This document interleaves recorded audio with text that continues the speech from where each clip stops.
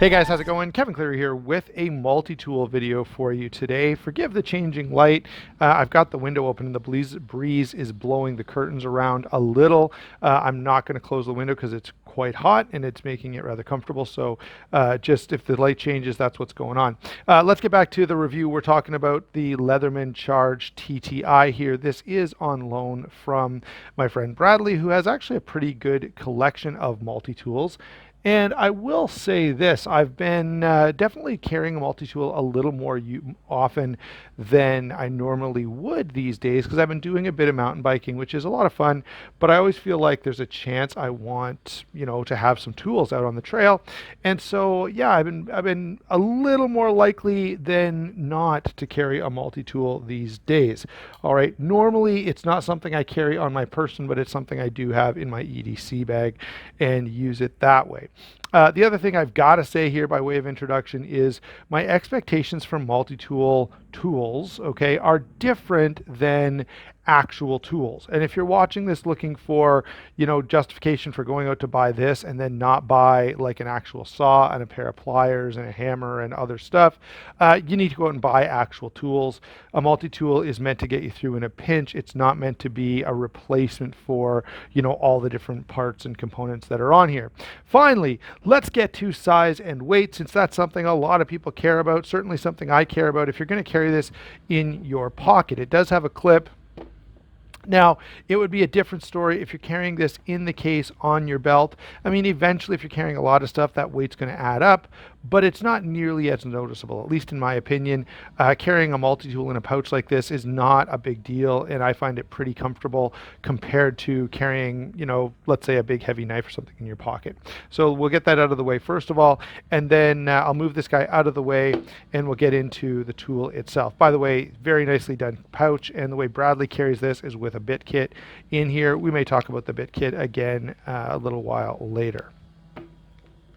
So let's fold this down and start with size and weight, since most of you are going to want to know, if I'm going to carry this like this in my pocket, how big, how heavy, how bulky is it going to be? Remember, by the way, that this is going to offer you a number of different tools. So, I carry a cold steel 4 Max some of the time, which is, way bigger than this, way heavier than this, and only gives me one tool. So there's at least some justification, I think, for the extra weight. Anyway, now you know this is going to be heavy because I've kind of warned you ahead of time there, a little bit of foreshadowing. So 4 inches is the length here, so not super huge. It's about 1 3/8 to 1.5 inches wide at the widest point, and it's 3/4 of an inch thick. Weighs in at 8.9 ounces, which, I mean, when you have this in hand, you can definitely notice it's a pretty dense little tool. All right, and this one is made a little bit lighter by the fact that it's done in titanium. So I guess we should run down very quickly the construction. This is, of course, a full-size multi-tool, so it's going to be around 6 inches. It's going to have, a full hand-sized handle there. The materials here are going to be titanium, stainless steel, and notably S30V on the blade. We'll talk about that when we get to it. I guess what we should do is fold this up now and just do a quick rundown of the tools that are on the outside of this little tool. First here, we've got the serrated blade with a gut hook. That's going to be 440C, if I'm not mistaken. Yeah, 440C. Then we have a saw here. We've got the sort of primary folding knife that's going to be an S30V, which I think is a huge win. And in terms of, folding knives, it's not the worst thing I've seen. Not super thin behind the edge, but yeah, pretty capable blade there, especially with that nicer steel. And then we have a file as well. All right. So all of these tools are locking, by the way. You can see the liner lock right there, and they all are going to have that function, so you can see it there again. I'm not going to open every single one again just so you can see that. You'll just have to take my word that they all have it. Now, open this guy up, and of course you've got a pair of pliers, cutter, stripper type of thing there. I'm sure they're going to count these measuring tools here, even though they're not much use. And then inside, this is a feature I like on all multi-tools. This bit fastener that allows you to have a bunch of bits in here and switch them out is really, really handy. By the way, when you get a tool out, I'll just show you. You can, take this out and switch it around for a different size. They're two-sided. This is a good time to pull out the bit kit. So if you got the bit kit along with this, then you actually end up with a lot of options. I will show you one thing that I sometimes find useful. By the way, again, the tools on the inside of the tool here that you have to fold it open to get access to, they're locking as well. So I'll push down that little sort of backlock-ish type of thing. For any of these that have one of these folding bits, I've sometimes turned it sideways and used it this way, and that can be a pretty handy option. I don't know about you, but I find it very often quite awkward to try and, do this kind of thing or figure out exactly how am I going to, manipulate this. One option you can do is to fold this way and have this all the way open, and it just gives you something a little shorter and a little less movement in it. Anyway, let's carry on. We've also got a can opener in this side. See it right there. And of course, that'll be fine as a cap lifter as well. Again, all locking. You can see the back lock right there and how it drops into that little groove in the back of these blades. Moving over to the other side, we've got a pair of scissors.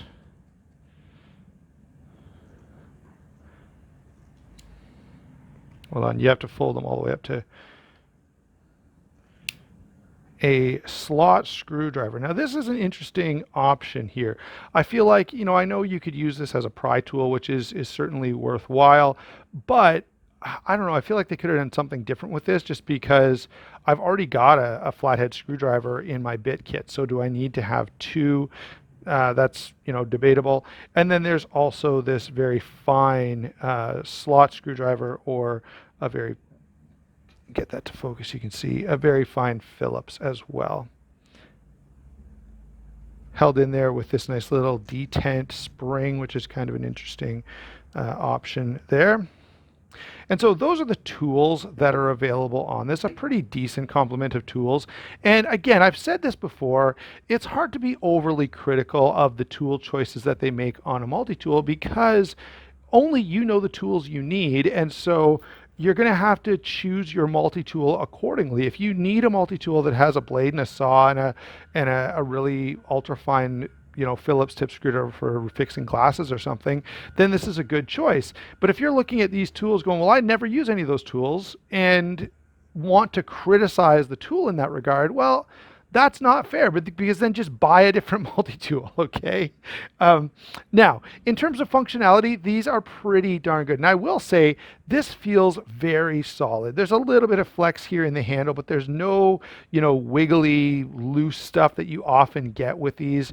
You're not gonna get any flex this way. All of the tools, when they open up, they're pretty darn solid. I will say, some of the liners, see if I can show you on one of these. Let's see. So here's a good example. So the liners do seem to go to like 100% engagement, but when I grab these blades, and this is true of just about everything, in fact, well, true of all the blades I've tried on this one, I can't speak for every charge, of course, but they're solid, they're confidence inspiring. And I do think, that has some value. Most of the time though, I find with Leatherman tools, they tend to be that way, right? I haven't had a lot of Leatherman tools that were loosey-goosey and made me nervous to use because I thought they were going to break or something. And I will bring in a couple of tools here in a second. So in terms of functionality, all the tools here will do the thing that they're supposed to do. Again, will they do it like exceptionally well? No. Okay. And that's going to be true of pretty much every multi-tool, because the fact that it tries to be a bunch of things instead of just one thing limits how good it can be at that one thing. That's the trade-off you're making. That's the nature of multi-tools. I will bring in a couple of comparisons here just to give you an example. I've got the Leatherman Signal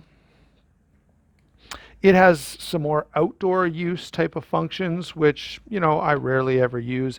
Again, it's a multi-tool. So would I take this over an actual ferro rod and, some survival tools for the bush? No, I wouldn't. It's the kind of thing that helps you in a pinch again. But I thought this would be a decent comparison because I know a lot of people are going to be familiar with this. They're similar in size. Okay. And any of these full-size Leatherman multi-tools are pretty darn good. Now this one is just it's a little heavier duty. It's a little more confidence inspiring, I would say, than this.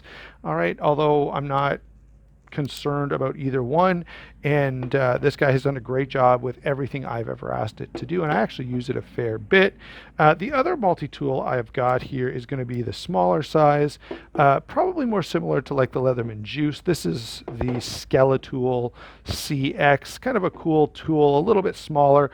And I got this when I had this idea that I was going to carry a multi-tool all the time in my pocket along with my knife. So I wanted something a little smaller. Now it rides in a different pouch, but again, it is a little smaller, which does take away some of the utility from it. But I do, again, like the fact that I can have multiple different bits in here. A bit kit combined with any multi-tool. To me, that's the one must-have on any multi-tool is the interchangeable bits. That really, really makes it versatile. Of course, the primary comparison to this, and probably most of you watching are familiar, the Leatherman Wave is not exactly, but essentially the same tool, just all in stainless steel, and it's going to cost you a little bit less. Okay, so do I think you should run out and buy one of these? Do I think it's, the very best thing that Leatherman's ever done or something like that? It's good. Okay, I like most of the Leatherman multi-tools I've tried, I've liked. I can't really tell you which one is best. That's something that really only you can decide because you know what your usages are going to be. I will say this, out of all the multi-tools I've tried and owned and used, this one is a little more confidence inspiring. It definitely feels very, very solid, and I do appreciate that. Is it as solid as an actual pair of pliers? Well, no. And for most jobs that I'm doing, am I going to use this, or am I going to go get pliers? I'm going to go get pliers. I keep some tools in my truck, so unless I'm on a bike ride or a hike or something away from my vehicle, I always have a bunch of tools with me that are going to be better than any multi-tool. So that for me, a multi-tool is almost a little bit redundant, although there are times, as I've said, I throw this in my little fanny pack when I'm biking. One of these times I'll show you the fanny pack. And if you follow me over on Instagram, I'll try to do that. Planning to go biking in the next couple days here, and I'll try to make a point of specifically making a video. What I know is going to happen is I'm going to record this, I'm going to tell you that, and then this video is going to post next week or something, and I'll have already thrown my little Instagram video up of what I carry when I'm biking. Anyway, there you go, guys. Thanks a lot for watching. Those are my thoughts on the Leatherman Charge TTI. A very, very impressive multi-tool. I definitely like it a whole lot. I can see why Bradley loves it. Number one, I can see why this is a popular tool from Leatherman. I don't see myself running out and buying one because I've already got a couple of multi-tools and I don't see the need for another. However, if I could do it all again, this would definitely be on my very, very short list of multi-tools to consider. Thanks a lot for watching. Don't forget to like and subscribe. Don't forget to use those links down below. It does help the channel a lot, as does someone lending me a multi-tool to make a video about. Thanks a lot, Bradley. We'll talk to you guys soon.